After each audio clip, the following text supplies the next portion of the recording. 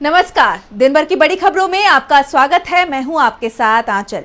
आज इस बुलेटिन में बात होगी संसद में छिड़े सियासी संग्राम की, महाकुंभ पर घिरी बीजेपी सरकार की, देखेंगे दिल्ली विधानसभा चुनाव की तैयारियों को, अमेरिका से मोदी सरकार को लगे बड़े झटके को, जानेंगे हरियाणा सरकार पर मंडराते संकट के बादल को, और बुलेटिन के आखिर में देखेंगे जाने माने कार्टूनिस्ट इरफान की किस खबर पर पड़ी तिरछी नजर।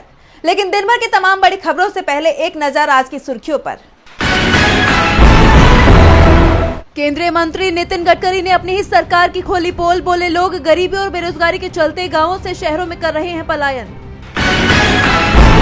पूर्व पीएम मनमोहन सिंह के स्मारक के लिए तय हुई जगह, प्रणब मुखर्जी के बगल में बनेगा स्मारक, सरकार की तरफ से दी जाएगी 25 लाख की राशि। यूपी के फतेहपुर में 2 मालगाड़ियां टकराई, दोनों लोको पायलट गंभीर, रेड सिग्नल पर खड़ी थी एक ट्रेन, पीछे से दूसरी ने मारी टक्कर। हरे निशान पर बंद हुआ शेयर बाजार, 1397 अंकों के उछाल के साथ 78,583 पर बंद हुआ सेंसेक्स, 378 अंकों की तेजी के साथ 23,739 पर बंद हुआ निफ्टी। ये तो थी सुर्खियां, अब बात आज की सबसे बड़ी खबर की। संसद में आज राष्ट्रपति के अभिभाषण पर धन्यवाद प्रस्ताव पर चर्चा हुई। बाद में लोकसभा में प्रधानमंत्री नरेंद्र मोदी ने जवाब भी दिया, लेकिन विपक्ष की तरफ से जो सवाल उठाए गए थे उनके जवाब नहीं मिले। पीएम मोदी एक बार फिर पुरानी सरकार की नाकामी ही गिनाते रहे, तो दूसरी तरफ विपक्ष की तरफ से एक बार फिर से कई सवाल उठाए गए। देखिए रिपोर्ट। बजट सत्र 2025 का आज चौथा दिन था, जहां विपक्ष ने महाकुंभ में हुई भगदड़ के मुद्दे को जोर शोर से उठाया। विपक्ष ने आरोप लगाया कि सरकार आंकड़े क्यों छुपा रही है। इसके अलावा प्रधानमंत्री नरेंद्र मोदी ने भी राष्ट्रपति के अभिभाषण पर धन्यवाद प्रस्ताव पर जवाब दिया। उन्होंने कहा, हमने 5 दशक तक गरीबी हटाओ के झूठे नारे सुने, हमने गरीब को झूठे नारे नहीं सच्चा विकास दिया है। 25 करोड़ देशवासी गरीबी से बाहर आए हैं। पीएम मोदी करीब 1.5 घंटे तक संसद में बोले, लेकिन पूरे भाषण में उन्होंने महाकुंभ पर एक भी शब्द नहीं कहा, जबकि हर किसी की निगाहें इसी पर टिकी हुई थी। यहाँ तक कि पीएम ने राहुल का नाम लिए बिना उन पर निशाना साधा। उन्होंने कहा कि गरीबों की झोपड़ी में फोटो सेशन कराने वालों को गरीबों की बात बोरिंग ही लगेगी। मोदी ने केजरीवाल पर भी निशाना साधा। पीएम मोदी के अलावा सपा प्रमुख और सांसद अखिलेश यादव ने कहा कि आप नया इंफ्रास्ट्रक्चर बनाने की बात करते हैं। 2022 के चुनाव से पहले बुंदेलखंड एक्सप्रेसवे बना था, कितनी तैयारी हुई थी, कितनी सजावट हुई थी। प्रधानमंत्री उद्घाटन करके गए, पानी बरस गया और एक्सप्रेसवे बह गया। आज भी मेंटेनेंस चल रहा है। एक जमाना था जब हमने बड़े स्तर पर जमीन खोई, अब उसी रास्ते पर बीजेपी चल रही है। अगर चीन ने हमारी जमीन पर कब्जा नहीं किया है, तो जो अखबार और चैनल ऐसी खबरें चला रहे हैं, उन पर एफआईआर कर उन्हें जेल भेज दीजिए। जब आप उनको मुकदमा कर जेल भेज सकते हैं, तो जो कुंभ की सच्ची खबर चलाना चाहते थे, तो उन पर भी करिए। इसके अलावा राज्यसभा में आरजेडी सांसद मनोज झा ने कहा कि किसान प्राथमिकता में है और किसान से संवाद नहीं है। किसी ने एक बात कही है कि लोहे का स्वाद लोहार से ना पूछो, उस घोड़े से पूछो जिसके मुंह में लगाम है। असमानता बढ़ती जा रही है, बेरोजगारी की समस्या है, इसका तात्कालिक निदान किसी के पास नहीं है। इसका निदान ये है कि पहले मानो तो कि बेरोजगारी है, डेटा कूक मत करो। पटना में छात्र प्रदर्शन करते हैं तो लाठीचार्ज करते हो, ये कौन सा देश हम युवाओं को दे रहे हैं। इसके अलावा आपको बता दें कि राष्ट्रपति के भाषण पर लोकसभा में वोटिंग हुई और ये लोकसभा से पास हो गया। संसद में मोदी सरकार बुरी तरह से घिरती दिखाई दे रही है, तो महाकुंभ में हुई भगदड़ को लेकर भी बीजेपी सरकार पर सवाल खड़े हो रहे हैं। संसद के बजट सत्र के दौरान महाकुंभ का मुद्दा छाया रहा। विपक्ष की तरफ से मोदी सरकार के साथ ही यूपी सरकार पर भी सवाल उठाए गए। सरकार से पूछा गया कि आखिर कितने लोगों की जान गई। लोकसभा में लगातार दूसरे दिन महाकुंभ को लेकर विपक्ष ने मोदी और योगी सरकार पर तीखे हमले किए। सपा चीफ अखिलेश यादव ने बीजेपी सरकार पर हमला बोलते हुए कहा कि कुंभ का आयोजन कोई पहली बार नहीं हुआ है। समय समय पर जिसकी भी सरकारें रही हैं, इसका आयोजन करती रही हैं, लेकिन डिजिटल कुंभ कराने वाले अभी तक कितने लोगों की जान गई इसके आंकड़े नहीं दे पा रहे हैं। मुख्यमंत्री ने जिन लोगों की जान गई उन्हें श्रद्धांजलि तक नहीं दी, वह घटना को छुपाने में लगे रहे। अखिलेश ने महाकुंभ की व्यवस्था को सेना के हवाले करने की मांग की है। अखिलेश ने महाकुंभ में जान गंवाने वालों के लिए 2 मिनट का मौन रखने की भी मांग की है। तो दूसरी तरफ पप्पू यादव ने भी इसी मुद्दे पर सरकार को घेर लिया है। उन्होंने कहा कि महाकुंभ में कितने लोगों की जान गई कोई जानकारी नहीं दी जा रही है। नेहरू जी के जमाने में कितने लोगों की जान गई थी इसका आंकड़ा था, आज कोई आंकड़ा नहीं है। लोग कह रहे हैं कि सैकड़ों लोगों की जान गई है। टीएमसी सांसद सागरिका घोष ने कहा कि ये सरकार सत्यमेव जयते से गाइडेड नहीं है। मिनिमम गवर्नमेंट मैक्सिमम गवर्नमेंट का नारा देकर आई ये सरकार मिनिमम गवर्नेंस मैक्सिमम पब्लिसिटी पर चल रही है। वीआईपी कल्चर खत्म करने की बात कर सत्ता में आई ये सरकार वीआईपी के लिए है। वहीं शंकराचार्य परिषद के अध्यक्ष अविमुक्तेश्वरानंद ने लोगों को रोके जाने, सारे गेट बंद किए जाने को लेकर चिंता जताई थी, लेकिन प्रचार के चलते उनकी बात नहीं सुनी गई। संसद में एक दिन पहले भी महाकुंभ का मुद्दा उठा था। मल्लिकार्जुन खड़गे ने जब हजारों लोगों की जान जाने की बात कही तो सभापति धनखड़ ने उन्हें टोक दिया। इस पर खड़गे ने कहा कि सरकार ही सही आंकड़े बता दे। एक तरफ विपक्ष सरकार से सवाल कर रहा है कि वो सही आंकड़े दे दे, तो दूसरी तरफ यूपी के सीएम योगी आदित्यनाथ ने विपक्ष पर सवाल उठाते हुए गलत प्रचार करने का आरोप लगा दिया है। महाकुंभ को लेकर बीजेपी सरकार चौतरफा घिर गई है तो गहमागहमी दिल्ली में भी देखने को मिल रही है। 5 फरवरी को दिल्ली में विधानसभा चुनाव के लिए वोटिंग होनी है। सुबह 7 बजे से शाम 6 बजे तक राज्य की 70 सीटों पर वोटिंग होगी। मुकाबला सत्ताधारी आम आदमी पार्टी, कांग्रेस और बीजेपी के बीच माना जा रहा है। तो क्या है दिल्ली में वोटिंग की तैयारियां, जानने के लिए देखिए रिपोर्ट। दिल्ली विधानसभा चुनाव की वोटिंग शुरू होने में चंद घंटों का ही वक्त बाकी रह गया है। 5 फरवरी को सुबह 7 बजे से शाम 6 बजे तक राज्य की 70 विधानसभा सीटों पर वोट डाले जाएंगे। इसको लेकर सभी चुनावी टीमें अपने अपने पोलिंग बूथों पर पहुंच गई हैं। इस बीच सीएम आतिशी पर आचार संहिता के उल्लंघन को लेकर एफआईआर दर्ज करने की खबर सामने आई। सीएम आतिशी पर आरोप है कि वो 10 गाड़ियों और अपने 50-60 समर्थकों के साथ फतेह मार्ग पहुंची थी। एफआईआर के बाद आतिशी ने चुनाव आयोग पर आरोप लगाया कि चुनाव आयोग बीजेपी के इशारों पर काम कर रहा है। इसके पलटवार में चुनाव आयुक्त ने कहा कि आम आदमी पार्टी ने बार बार तमाम विषयों पर शिकायत करके हम पर दबाव बनाने की कोशिश की है। बता दें कि लोकसभा चुनाव में इंडिया गठबंधन का हिस्सा रही 5 पार्टियां एक दूसरे के खिलाफ इस बार मैदान में हैं। इनमें आम आदमी पार्टी और कांग्रेस सभी 70 सीटों पर आमने सामने हैं। वहीं communist party of India 6, CPM और सीपीआई-एमएल ने 2-2 सीटों पर अपने प्रत्याशी उतारे हैं। भाजपा ने 68 सीटों पर अपने कैंडिडेट्स उतारे हैं।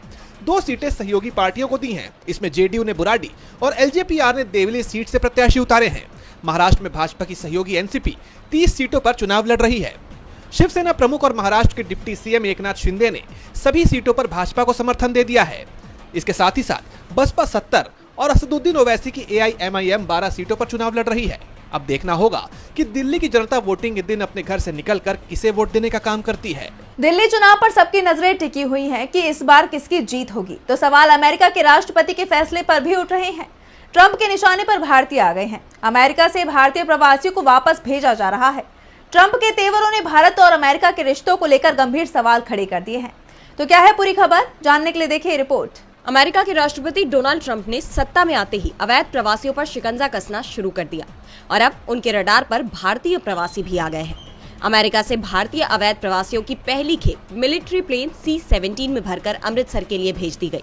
अगले कुछ ही घंटों में 205 प्रवासी भारत पहुंच जाएंगे।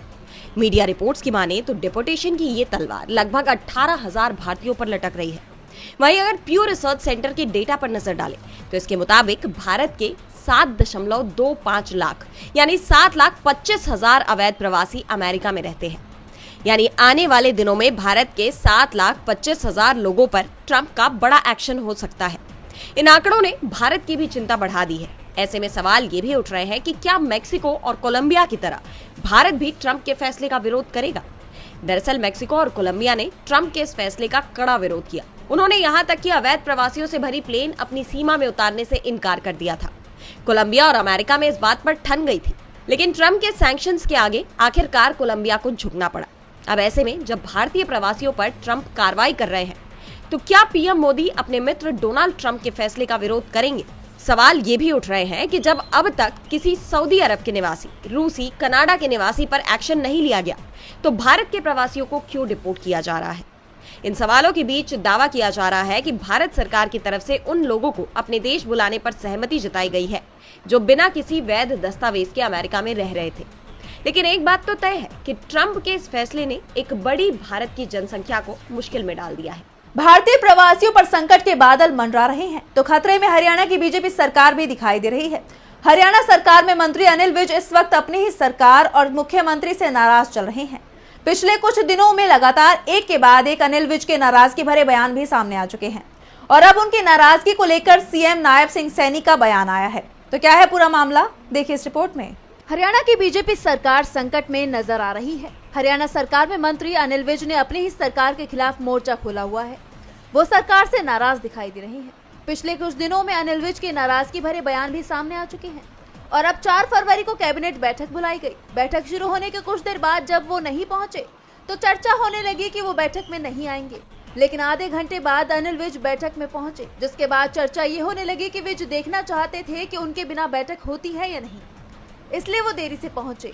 अनिल विज की नाराजगी को लेकर हरियाणा के सीएम नायब सिंह सैनी का बयान आया। सीएम ने कहा कि हमारे वरिष्ठ नेता हैं, उनसे कोई नाराजगी नहीं है। हम कैबिनेट मीटिंग में एक साथ थे, डिपार्टमेंट की मीटिंग भी की। सीएम के बयान को डैमेज कंट्रोल के तौर पर देखा जा रहा है। कहा तो ये भी जा रहा है कि सीएम सैनी ने कवर अप करने की कोशिश की। इस बीच नाराज बिजली और परिवहन मंत्री अनिल विज को मनाने के लिए बीजेपी के प्रदेश प्रभारी सतीश पुनिया चंडीगढ़ पहुंचे।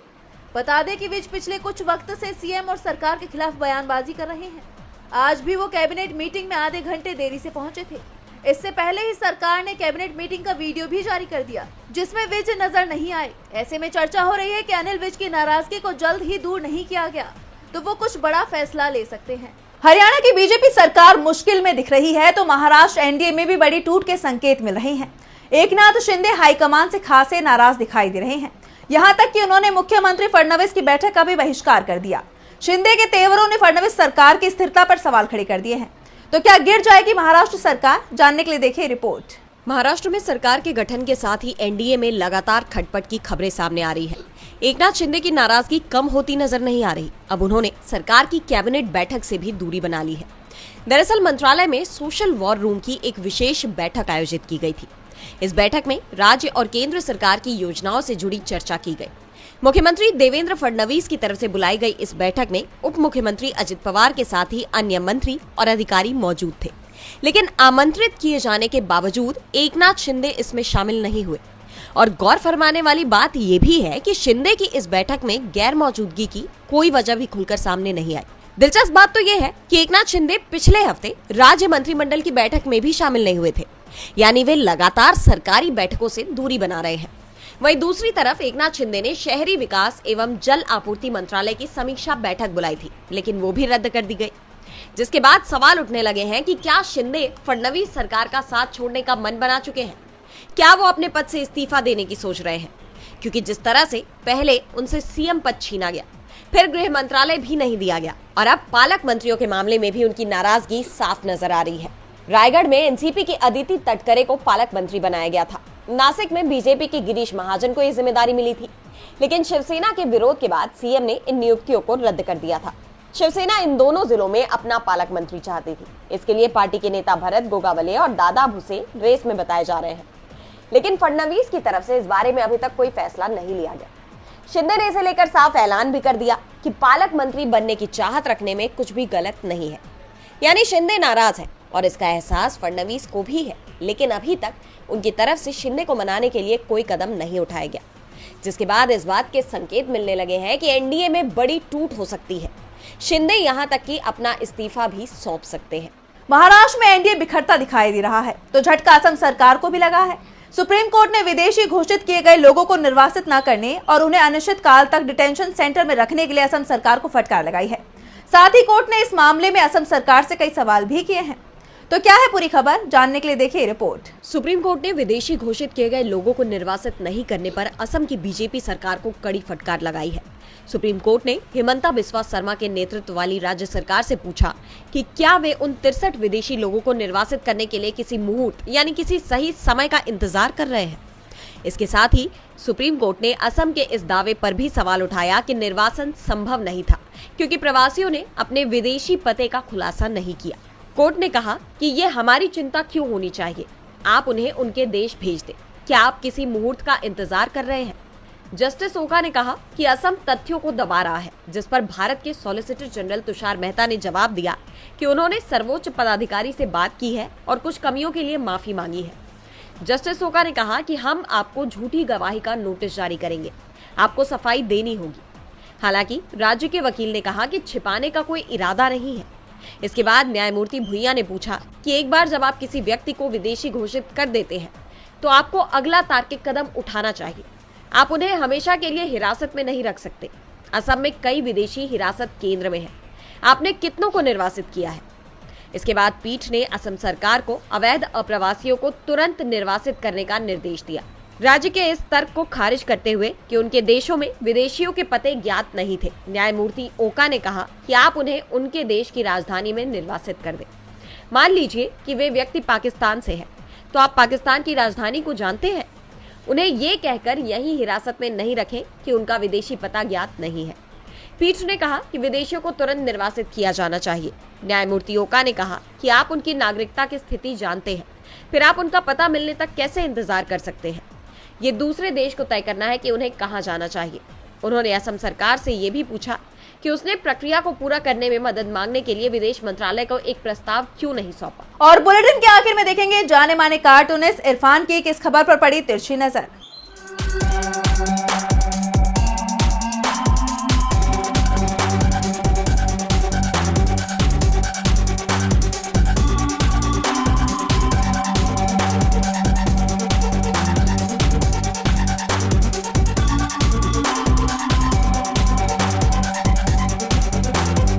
दूसरे देशों के राष्ट्राध्यक्षों को गिफ्ट देने के शौकीन हमारे पीएम नरेंद्र मोदी जी को अब रिटर्न गिफ्ट मिलना शुरू हो गई हैं। अमेरिकी राष्ट्रपति डोनाल्ड ट्रंप ने उनको रिटर्न गिफ्ट भेजी है। भारत ऐसे लोगों को जहाज भर के भेज दिया है जो गलत तरीके से अमेरिका में रह रहे थे। ये वो लोग हैं जो पीएम के अमेरिकी दौरे के दौरान उनके स्वागत में एक सजावटी सामान का हिस्सा हुआ करते थे। अब देखना यह है कि उनके लौटने पर विश्व गुरु मोदी मोदी के नारे लगाने के बदले में उनको क्या दें।